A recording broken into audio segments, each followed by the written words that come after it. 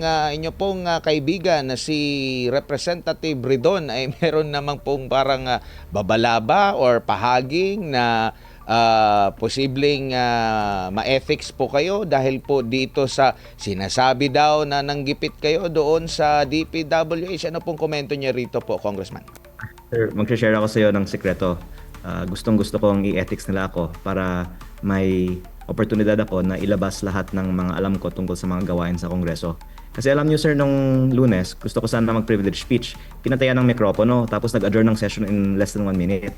Kaya mabuti po i-ethics nila ako para pwede akong magpahayag ng pahayag na lang sa Kongreso.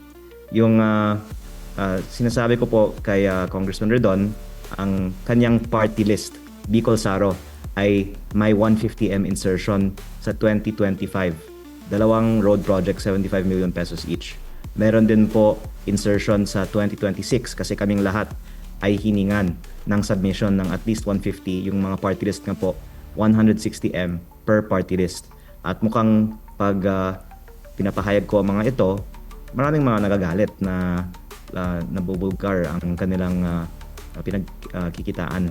Kaya hindi ko naman po sinasabi na may masamang ginawa si Congressman Redon sa kanyang mga insertions di umano ng kanyang party list. Pero mabuti po kung isagot na lang niya kung meron man siya o hindi insertions sa 2026 budget mismo o ng kanyang party list na sinabi ko po sa unang pahayag ko, kanyang party list ang may insertion sa 2025 budget. Ngayon, tungkol sa kanyang sinabi na i-ethics niya ako dahil sa illegally obtaining the file, parang nakakatawa talaga para sa karamihan ng mga Pilipino na kahit na sinasabi ng iba na ang priority natin ay sugpuin ang corruption, ang preoccupation naman ng iba in the last few days ay ang dami pong mga opisyal na nagpahayag na ang files ko ay hindi dapat maging ebidensya sa korte, so on and so forth. Parang pinapakita nila na ayaw nila talagang sugpuin ang corruption. Gusto lang nilang i-control ang investigation.